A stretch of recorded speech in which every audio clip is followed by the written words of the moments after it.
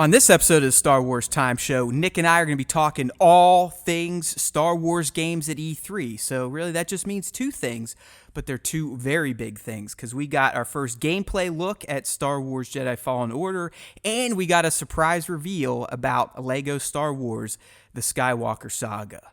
Let's get to it.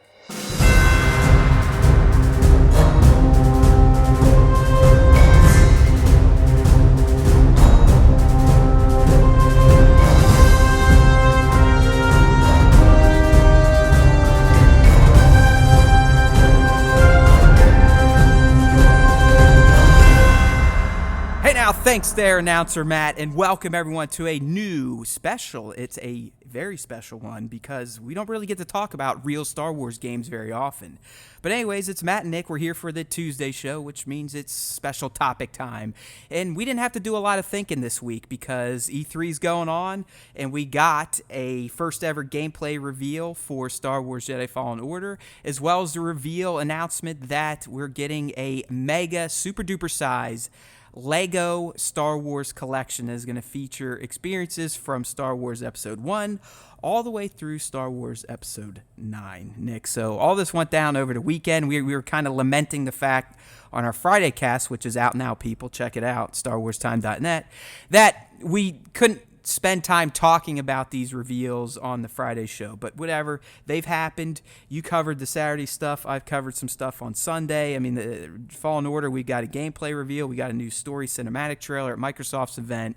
And then, like I said, that Lego surprise. So now we're going to kind of react, let the people know, the Star Wars Time Nation out there. I think we're a nation now. We've gone from a borough to a city to a metropolis. We're almost a nation. We have at least 40 fans out there, Building it up. Yeah, slowly but surely. So anyways, dude, let's start with the big one, the one we've been kind of talking about when we can, when anything new comes out on it, Star Wars Jedi Fallen Order. So we got a pretty beefy 15-minute long gameplay demo on Saturday at EA Play. Andrew Reiner over at Game Informer, huge Star Wars fan. Actually ran into him at Celebration, but he did a great write-up that I kind of read and broke down for us that provides some insights that weren't kind of shared during EA Play. So, Nick, I guess first and foremost, what was your first reaction to what you saw in Fallen Order's gameplay reveal? I mean, I was super impressed. So going into this, it being Respawn, and then you bring Stig Asmussen in from DICE to kind of finish out that development team, I was interested to see what style they would go for. We knew going in, we're like, this is a single player game, third person, focused on fall of the Jedi Order post Episode 3. Okay, lots of different ways you could go there. So when we first got the gameplay reveal and we saw how this is going to break out, I was very impressed. Obviously, anything that's made now looks fantastic. So the graphics are very, very good. But what really impressed me is the way. Real quick, did you see there was some idiot out there that was, again, this is Star Wars trolls. It's kind of what happens now, but they was saying that the visuals looked like they were from a PS3.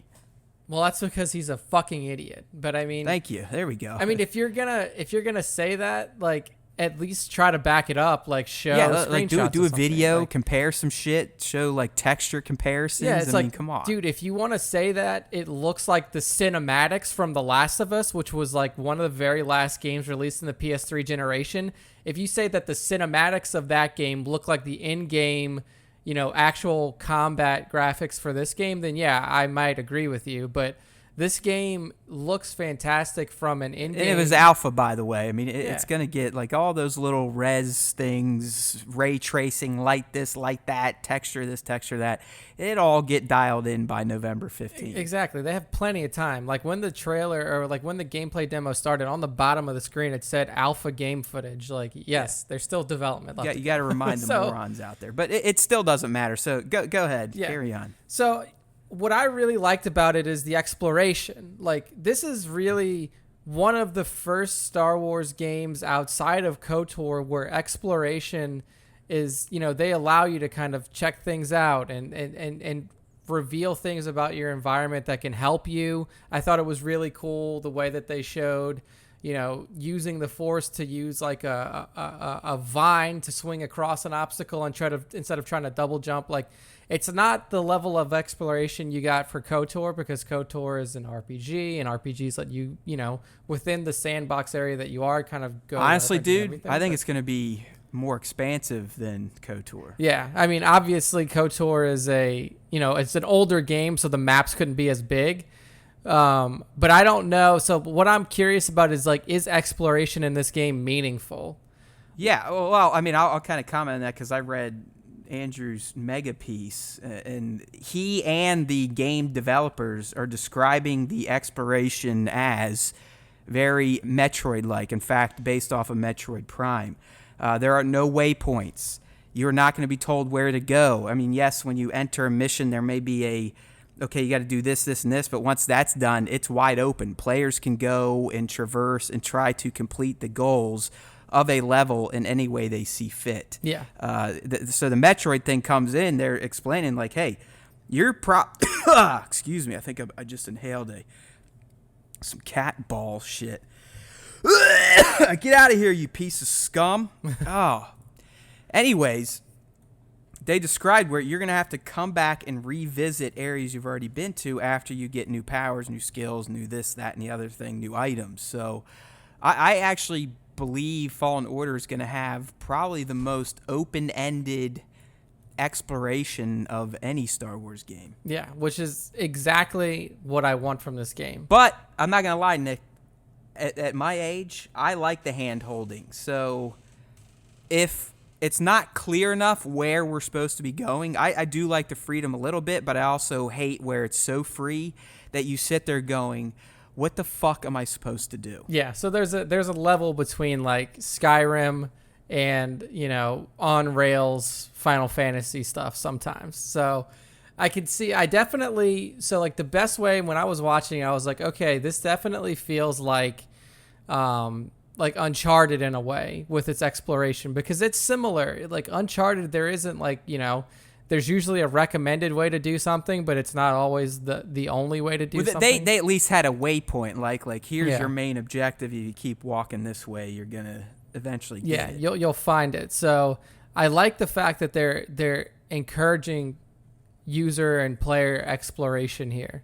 The second thing that really stood out to me was obviously the combat. I mean, the combat looks and it feels visceral. Like, it feels very intense. And in some old Star Wars games, combat didn't really feel intense. Like, you play KOTOR and, like, you're in combat, yes, but like in this game, well, that's the biggest knock on KOTOR is the actual combat is a joke. Yeah, I mean, you can just pause it and go bop, bop, bop, bop, and then they run like little puppets and go whack, whack, whack, whack, whack, whack, whack. Yeah, exactly. So it's what's really cool about this is, like, when you hit something with a lightsaber, I think Greg Miller may have brought this up on the panel. Like, when you hit something and you impact it, you feel the impact. Like, there is a physical impact that you feel that should be associated with a blow. And seeing that the combat has been described by the developers and by everybody who's kind of had a little bit of hands-on time with it as Souls-like, so like the Dark Souls game series, if you've played that before, you'll know the official term going around at Respawn is thoughtful combat. Yes. So that's the phrase they're using to describe this, and Nick's right. It is being described as similar to Souls, but not in its punishing aspect. So you can't just go up and start button mashing, but it sounds, and I hope this is the case, because if it is, I'm going to tell you right now, I'm already going to hate this game. I don't play games to be challenged anymore. Yeah, I'm damn near 39 years old. Nick and I have talked about offline. If I could find a game where I literally just hold the controller and hit, maybe the start button just to start it, that's what I'm looking for right now. Yeah, just want to. So if this is like full on Souls to where I'm going to want to stick my thumbs in my eyeballs, that's going to be very unfortunate. Yeah, I don't want it to be like that either. I do appreciate, like, a healthy challenge in gameplay, but I also like that it's not a button masher, like you were saying. So I just started playing Kingdom Hearts 3. Kingdom Hearts 3 is the definition of button mashing combat. Like, you find something, you just smash X until you have an action command come up, and then you follow those button cues until you finish. It's like Lego Star Wars is another great example of a button masher. Yeah. So, I mean, this one, as it was kind of explained and written, it sounds like you're going to... All the shit we saw in the demo, and people, hopefully you've seen the demo. If not, Nick will probably at least loop it into the cast post here. But if you watch it, it doesn't look slow, but it also looks like there's like chains happening, which, a chain attack, a combo attack, we usually get in a button masher. But the way it's described, I mean, you're going to have to kind of execute those attacks and hit the openings, this, that, and the other thing.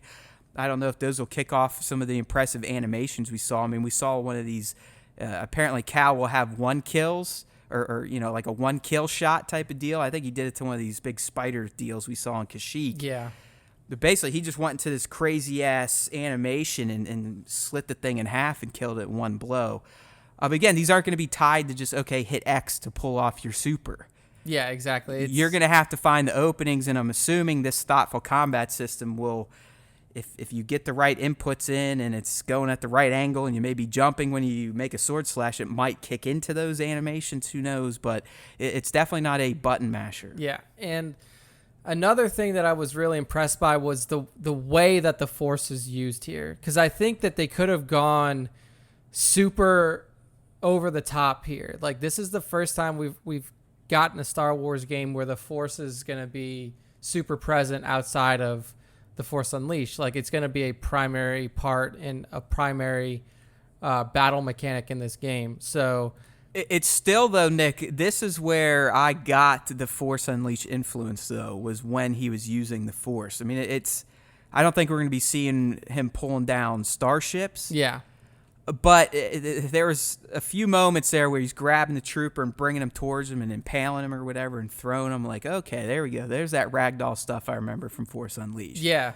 So what I like about it, though, is that it's, like you said, he's probably not going to end up pulling down a Star Destroyer. And the Force powers that we've seen him use so far are very in line with somebody of his skills. So, right. I think he's got basic push and pulls. Yeah. But he can use them in conjunction with lightsaber attacks, this, that, and the other thing. Yeah, and they've also, so one power that they added in here, which I thought was very cool and very interesting, is going to open up a lot of cool gameplay mechanics, is stop, like he can stop time, kind of like Kylo does in Force Awakens. Yeah, totally. And they even animate it just like Kylo when he, froze Poe's bolt in TFA. Yeah, so he can do that, and there was a lot of cool things that could be done.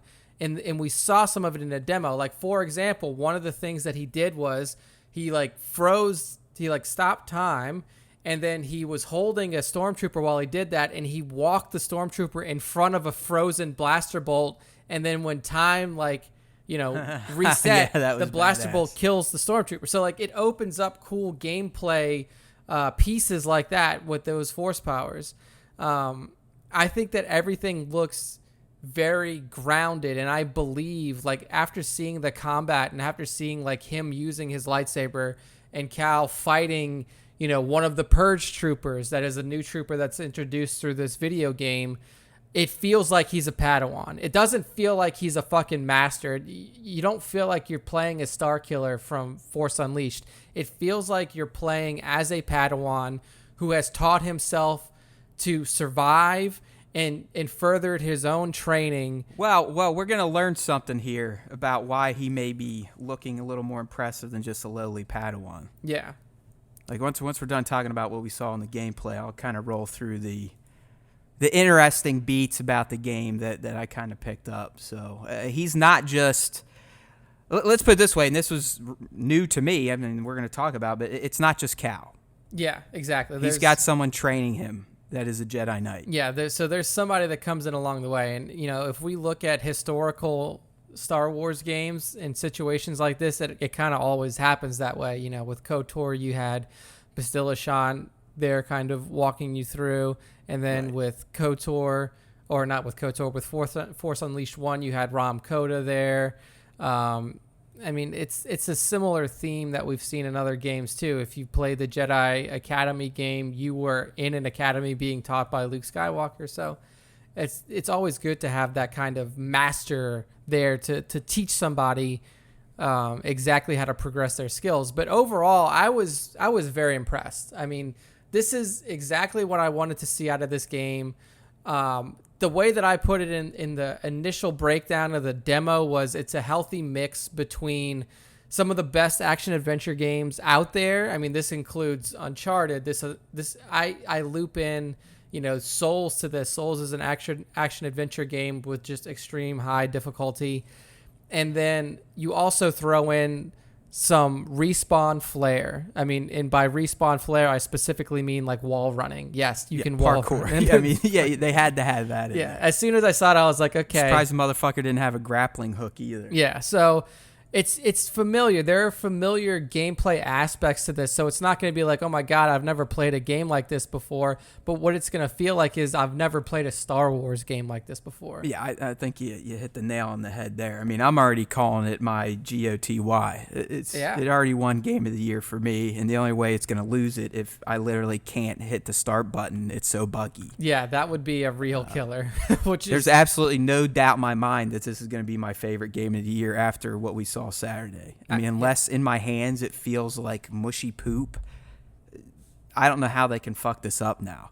I mean, I saw what I needed to see in terms of the gameplay. Like Nick said, I don't even give a fuck about visuals anymore. The whole graphic thing, yeah, that was cool back in the bit days. Like, holy shit, did you see the jump from 8 to 16, from 16 to 32? Yeah, that was pretty impressive. But these days, it's like, oh, if you get right up on the fucking pixel, you can see that it's almost 8K. Yeah. And, okay, who gives a shit? I mean, all the games are going to look great now, but gameplay looked interesting. The fact that it has now been confirmed everything within Fallen Order is new canon, and it's canon that they may borrow, beg for, and steal into other properties, which is fantastic. This is that Disney world building in effect right here. That got me happy. So, like I said, it's GOTY 2019. Take it to the bank. Who knows who's going to review it for us, but if it's me, it's going to get a 10, and it's going to win Game of the Year for Star Wars time, and that's because really the only other game we're probably going to get to play, no, that's not even coming out in 2019. So you can take it to the bank right now. The Star Wars Time show team has already crowned Fallen Order Game of the Year. Yeah, put it up on the board. I mean, it's probably going to be the only game we play and review on the site because all we do is Star Wars over here. But hey, a default win is a default win. It doesn't matter. GOTY 2019. I mean, it's only been 20 years since we've gotten a game like this, so about time. Exactly. About exactly. time. All right, the only other thing that popped up in the demo is kind of surprising, Nick, was the inclusion of our homeboy Saul Guerrero. I mean, that kind of came out of left field, but it makes perfect sense. He was established in the Clone Wars as a resistance fighter against the Separatist forces. Obviously, he was trained by Obi-Wan and Anakin. Some of the clones there, I think Rex and the homies also helped.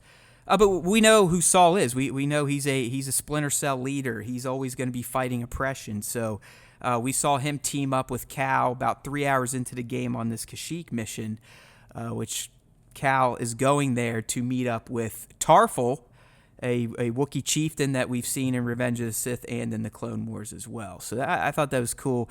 I love it. Like I said, the world building, incorporating existing characters while also offering up brand new characters that could pop up in other properties. Yeah, I really do like that. I mean, this is only the tip of the iceberg, too. I mean, we've seen 15 minutes of gameplay from this. So much is under wraps right now. So let's kind of get in. Like I said, Andrew Reiner, Game Informer, you got to check out his piece. It's fantastic. I mean, the guy's a diehard Star Wars fan. If he knew about Star Wars Time Show, he would be a loyal listener. But anyways, just let me kind of go through here, and Nick can comment in when he hears something interesting.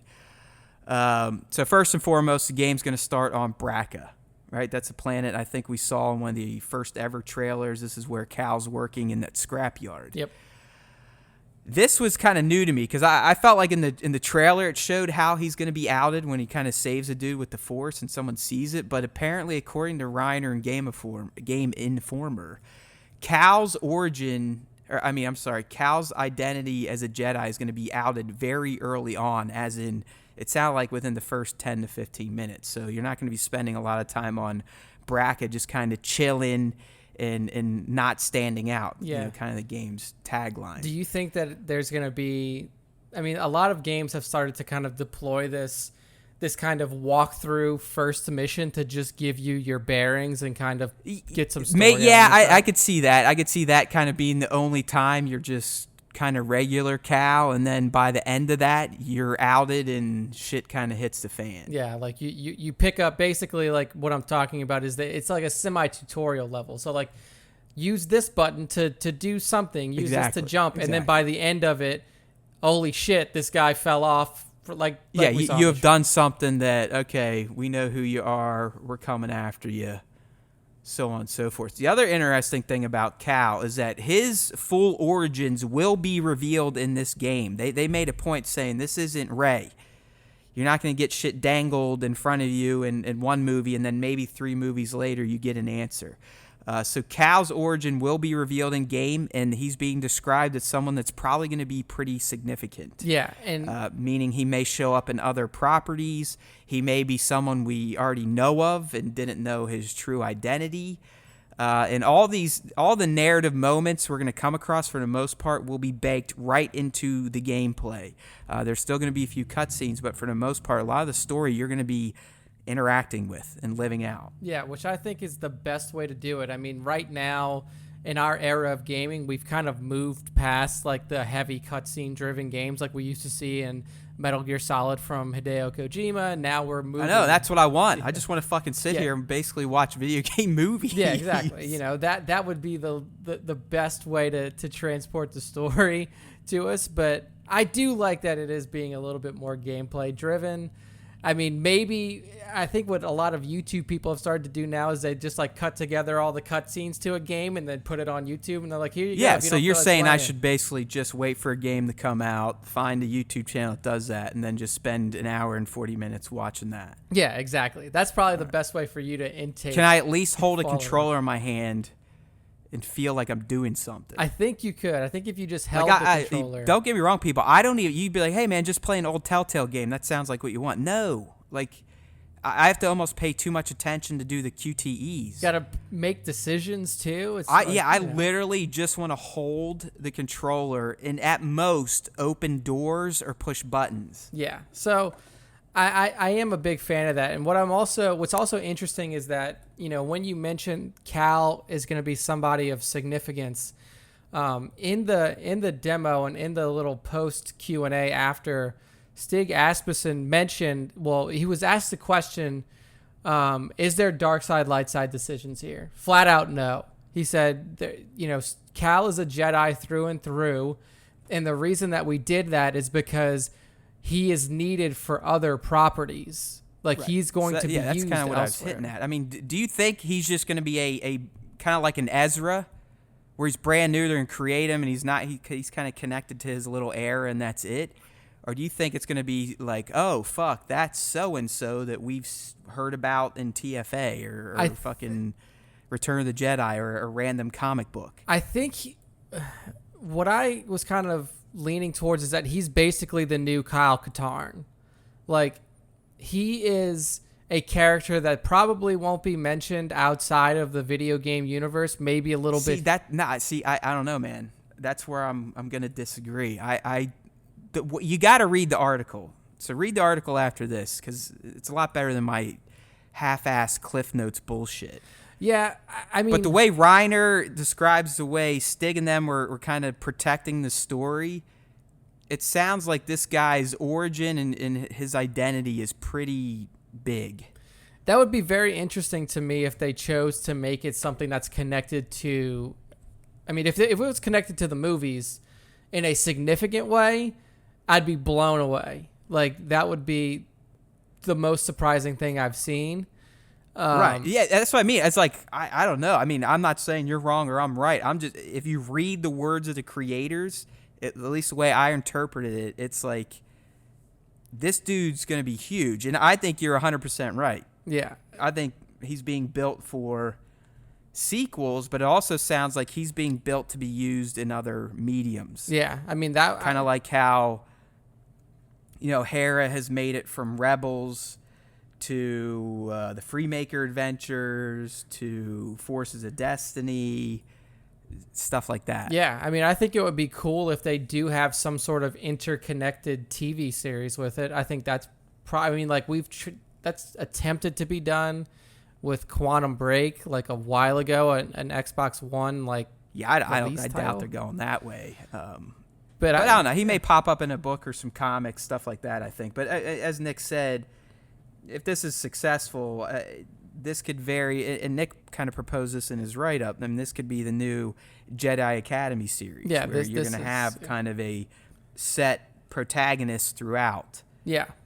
So I think which would be great. I'll take it because this truly is an era, Nick, where it hasn't been explored in much of anything. I mean, this is like fresh rise of the Empire. I mean, Cal's fucking breaking down Grand Republic starships, for Christ's sake. Yeah, exactly. So I mean, this is like the way it's described. The galaxy's at a point where it's been so sick of war, it's fine with the Empire just kind of fucking doing whatever it's got to do to restore order. Yeah, I mean, Jedi are still out there. They're still being aggressively hunted. This, that, and the other thing. Yeah, I'm pretty happy that this is the time period that they've chosen, because like even within old canon, there wasn't a ton that was told between, in this time period. Obviously, we have a series that takes place here now with Rebels, but I think this is going to. I think Rebels is even 10 years after this. Yeah. So there's a lot of what's Rebels? 3 or 4 BBY?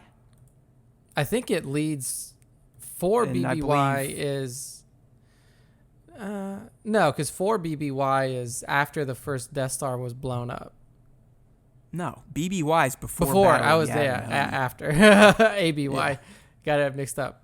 It could. I mean, yeah, it could be around there. It could be around there for Rebels. Yeah. No, I'm almost positive it's 4 years, and I would think this is probably 8 to 10 years before Rebels, because wasn't it like the time between Sith and A New Hope is about 18 years? Is 18 years, yeah.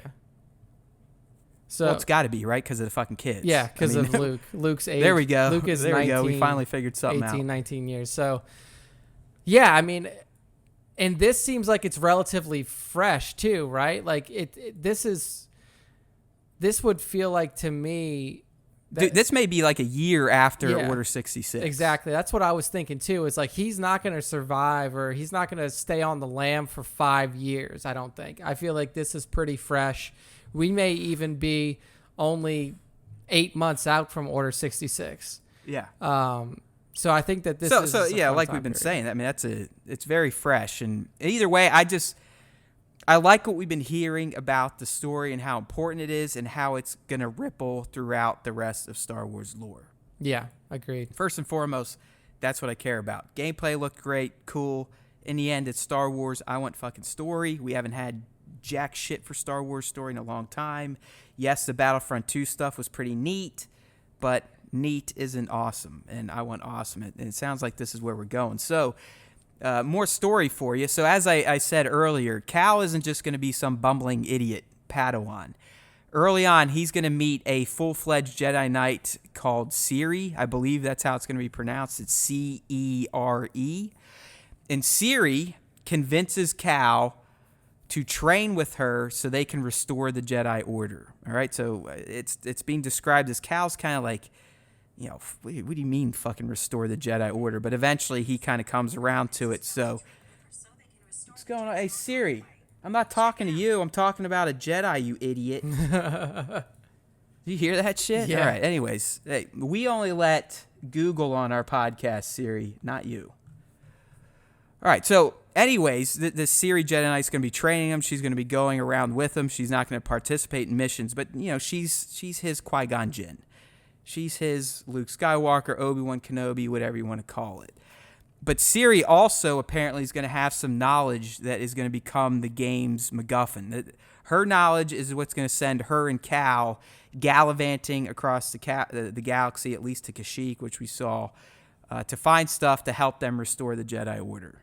Interesting. I mean, I think right now, specifically, if it is early after the fall of the Republic, there is so much information out there. Like what happens if she knows Grandmaster Yoda's still alive, or if she knows Obi-Wan Kenobi's still alive? Right. And I think that's kind of how I think that's how they're setting it up. She's got some of this knowledge. She may know where they're hiding It also sounds like, I know Revenge of the Sith makes it seem like all the Jedi were killed in fucking 10 seconds. No. Yes. That they actually make it a long, long time. I mean, for Christ's sakes, Obi-Wan and Yoda make it all the way to the next generation of films. So, but it sounds like the scattered Jedi and what these two are going to be up to are going to go hand in hand in terms of why they're doing what they're doing. I mean, they're trying to restore the order. Yeah, I mean, that's probably the most important thing that either one of them can think about right now. It's not even survival. Like, survival's an afterthought at this point. Like, how do they topple the Empire and restore balance to the galaxy? It does sound, though, I'm glad you said that term. It does sound at first like Cal's kind of like, fuck, you're crazy. We're going to get outed. But once he starts realizing that the powers, the training is going to just make his survivability factor even higher, he's like, all right, let's do this. Yeah, that's what I'm excited about is like. So he's not like a happy-go-lucky Obi-Wan, like, yes, Jedi, I'll do whatever you tell me. It sounds like he may have a little Anakin in him, but he's not a psycho. Yeah, well, that's good. That's a positive thing. We see where the psycho leads. I mean, I could like him. I mean, he's played by Cameron, who I think created one of the best Jokers out there, even though it was kind of jerked around if it was Joker, not Joker, this, that, and the other thing on Gotham. But dude's a pimp, so I have full faith that this character is going to be pretty awesome. Siri will not be accompanying Cal on missions. She's kind of I imagine he'll be talking to her over the radio, that type of role. Yeah. BD-1, so we got the new droid introduced. BD-1's going to be his companion on missions. He can use him for health packs, for getting around, puzzle solving.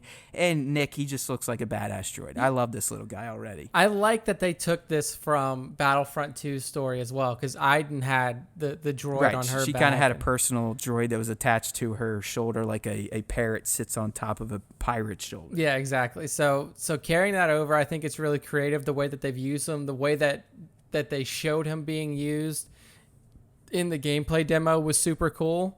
So I'm excited to see like what other stuff this little guy can do. It's just very Star Wars too. I mean, every Star Wars movie, the main characters are usually with at least a droid character or two. Yeah. So perfect fit. Just makes sense. So again, they're checking all the boxes here for game of the year type of Star Wars stuff. We got droids, we got characters that are important to canon Star Wars. And we've got a game that isn't Battlefront 2. Yeah. All right. So it's looking good so far. All right. So these are your three main characters: BD-1, Cal, Siri, at least on the good guys. But they will be getting ferried around the galaxy by Grease Dritus, who's the pilot of the Stinger Mantis, which is described as a kind of a slim-looking plane that's fuselage looks like a commercial airliner. It's got like one big wing coming out of it. Players will be able to customize the paint scheme at least. But the pilot here, he's going to be a brand new canon alien species. He sounds very Rio Durant-like, but instead of a kind of a chimpanzee-looking face, apparently he's going to have a bat-like face. So you got this Grease Dritus with the Stinger Mantis ship, which, again, here's another box. Checking boxes. Alien friends and ships with names. Yeah. Right? So all this stuff it's just like I said, everything is, the canvas is being painted. The previews are coming in. The information's trickling down.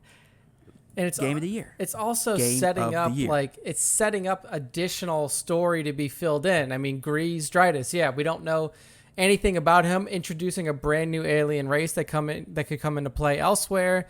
The Stinger Mantis.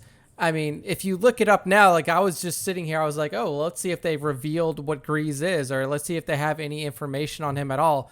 Nothing so far, but it is really cool to see that they're not just relying on like the tried and true to bring extra life to this game. Like they're going out and they're creating new expansive lore for the Star Wars. I have a feeling Grease is going to be a pimp. He seems like I don't know. He might not reach Hondo status in terms of just awesome random side characters that persist throughout multiple Star Wars franchises now. But he sounds like he's going to be a character. With a name like Grease, I want him to be like this gruffy, like old school pirate fucking, with a deep, gravelly voice, and just I want him to be something like that. I think that would be perfect. Yeah, so we're getting a new canon alien, new canon Jedis that may have made a great impact on that time period after Order 66 that, you know, might have inspired or led into some of the stories we've already watched or read. So all in all, Nick, like I said, I mean, GOTY 2019 is kind of already in the bag. That E3 EA Play gameplay demo was awesome. Yes, we're Star Wars fans, so that shouldn't surprise you that we're fawning over this, and we're not really critiquing anything. I mean, come on, it's Star Wars. And also, we've only seen 15 minutes. Right. You know, once we get a little bit more. Here's the bummer. This is the first E3 I've missed as media in 8 fucking years. Yeah. Okay? I would have played this game. I guarantee I would have played the demo we saw. The fact that it was at Microsoft's press briefing on Sunday was the nail in the coffin. I'm like, well, that's it. I just gave up playing Fallen Order early and drinking while playing it and having a good time and probably seeing Keanu Reeves there, Mr. Cyberpunk. Yep. But whatever, we're going to have to wait until the rest of you non-media elites out there in the gaming world and get at it come November. But it's looking good, my friends. I don't think you should have any doubt in your mind that this is going to be a must-play Star Wars gaming experience this fall. Yeah, absolutely. Totally looking forward to it.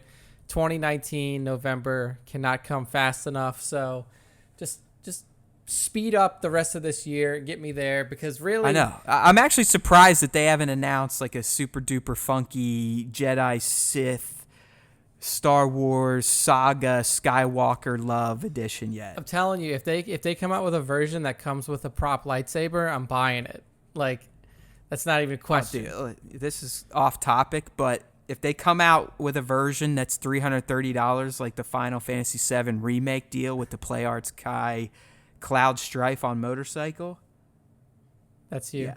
You got it. I'll take it. $330 is a little rough though, but that fucking Cloud PlayArts Kai figure just looks to die for. Yeah. Sorry. Good stuff. Obviously, if you like Star Wars people, you like Final Fantasy VII too. Well, it depends when you were born, but I'd have a feeling Nick might not be a huge Final Fantasy VII homer because he's probably still, I was still not even 10 yet when it came out. What year did it come out? I think it's 97. 97, 98. Yeah, somewhere around there. So I wasn't like in my full RPG appreciation phase yet. And I can't make fun of you for that. But I was 16, 17, been playing games my whole life. I popped that motherfucker in and literally changed me forever. Yeah, see, my Final Fantasy was 10. That was the one that really set the bar for storytelling. Yeah, that's games. a good one too. So little clunky ass black mage and yeah, a goofy guy with 10. That'd have been that's the one with what the fuck was his name? Titus was the main character. Yeah, Titus. And then Waka and Lulu, Yuna, all of them. Yeah. That's a good one. I've never finished that one though. But anyways, we're here talking Star Wars, and we got one other little bite for you here. And this one honestly came to surprise. I don't think anyone knew this was going to be announced. I don't want to say no one was looking for it because the reaction after it was announced was quite impressive. But over the weekend, they announced Lego Star Wars The Skywalker Saga. It's coming in 2020, which kind of sucks. We got to wait for it. But it's being promised as a 9-film collection of the Skywalker Saga remade in Lego. So for the first time, fans are going to be able to play content from The Last Jedi and The Rise of Skywalker in Lego form. All of the other Skywalker films have had Lego offerings before. What isn't clear, Nick, is it all going to be brand new? Or are they remastering content from the Clone Wars Lego games, the original trilogy Lego games? Clearly, TLJ and Tross will be brand new because we didn't get Lego games for TLJ and Tross isn't out yet. But I guess I'm just wondering, is it retread or is it all brand new? And I guess, does it even matter? Yeah, I mean, there was a short trailer on it that essentially just kind of gave you peeks at specific scenes that are, from the movies, but obviously are being portrayed in the Lego game. And the tagline of the game, or the tagline in this trailer, is all 9 films, one new game. So I think... All right, there you go. Yeah, so I mean, like in my mind, like you had mentioned, we have Lego versions of every other Skywalker saga movie aside from TLJ and Tross. So I feel like they may just do a full remake and like only take specific scenes or specific parts of each movie to like insert into this game, instead of essentially what you would do in the old ones is like play through each scene in a Lego fashion. Well, not each scene, but like each action-oriented scene. So yeah, it's going to be interesting to see how they handle that, considering all of the Lego game content already out there for the Skywalker saga. The fact that they put one new game is what makes it really interesting for me, because it's not 9 games. It's not like a collection that gives you 1 through 9. It's all 9 of them in one game. So that's... Yeah, I think you might have hit on something with the tagline. And also, as we talked offline, you got to remember the first, any of the Lego Star Wars games that came out on the original Xbox or PS2, they didn't talk. Yeah. You didn't really need them to talk. That was kind of the charm of those early Lego games, is because you could kind of figure out what they were saying just based on the property they were kind of bringing to life in Legoland, but it's just also the little animations they give them. But now, Lego games are fully voiced. They have full cutscenes, so on and so forth. So, yeah, maybe they are redoing it all. Yeah. But I think you're right. I think they might just, instead of replaying through the entire movie, all 9 movies, and that'd be a pretty big-ass fucking game, even Lego-sized. They might just hit kind of the main beats of each film. Yeah, I think that's probably the way that they're going to handle it, is that they'll basically give you, like, from episode 4, you'll play through the Death Star trench run or something like that. And then episode 5, you might play, well, we saw that in the trailer, actually. You'll play the Luke Vader fight scene in Bespin. Episode 6, you get the final fight between Luke and Vader on the Death Star before it's blown up. And then you just go through all the movies and pick out these iconic scenes. Yeah. And then you play through them like that. I think that would be... I could see maybe 3 scenes per film. That puts you at about 27 missions. Yeah. Something like that. I doubt they're retelling the full arc of each movie like like Lego Star Wars The Force Awakens would do. Yeah. I mean, that kind of does take you through the entire journey for the most part. Yeah.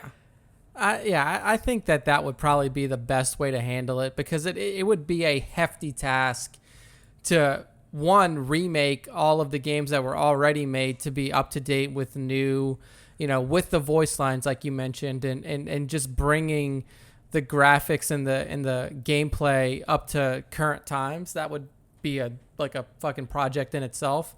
So it's probably better to just take everything, mash them together, and then make one game out of all 9. So I think it's... Yeah, I mean, honestly, I don't know if I could fucking play 9 full Lego games either without stabbing my eyes out. Dude. I mean, they are fun, but after a while, you're just like, can I honestly hit the same button over and over any more times? Yeah, exactly. Like, I haven't finished 9 video games in the last, for sure in the last 5 years. So, like... I mean, a Lego gameplay it's simplistic enough that I honestly think I could play this game with she'll be almost 4 when it comes out. And I think we could play it together. Yeah. So, I mean, she could just keep walking off of cliffs and it don't fucking matter. Yeah. I mean, it's like, that would be fun for you, is like, it's her introduction into video games, console video games. And then also, she's already familiar with the Skywalker saga, Star Wars right, part so of you'd it. hope so she would at least get somewhat interested in it. Yeah, she'll get to play or see Leia and Han and Luke and all of her favorites. So I think it's a good way to kind of introduce her to the gaming sphere a little bit. But yeah, I mean, this is exciting. Obviously, anything that's Lego Star Wars is super fun, and the fact that they're going to be wrapping all 9 movies into one game is going to be really interesting to see. That's a nice collection to have. Yeah, absolutely. So, I mean, that's it with Star Wars games coming out of E3. We didn't want to wait till our usual Friday cast to talk about them because it would have been super stale. I mean, you could argue it's stale now as you're listening to it. But we were jacked. I mean, Nick and I were kind of using Slack and text. We were all over the place communicating on Saturday as we were kind of watching the reveal live, which just kind of shows you the excitement that this type of game can bring to Star Wars fans that have been craving a real Star Wars narrative-driven game for over a decade at this point. So, pleased with what we saw. We've already given our game of the year. Haven't even played it yet. Doesn't matter. I mean, like I said, as long as I can hit the start button and something happens, it wins. But we'll be back Friday to talk all things Star Wars news. Not that there's probably going to be a lot of it. So it may just be a mega-size fan appreciation cast. You never know. Nick and I are always on the ball. We're on point. We'll get something cooked up for you. But in between now and then, we need you to go to StarWarsTime.net, like, love, rate, review, subscribe, go on YouTube, do all that fun stuff. Pat your head, rub your tummy, and jump on one foot for us. All right? Sound good? And also, may the Force be with you.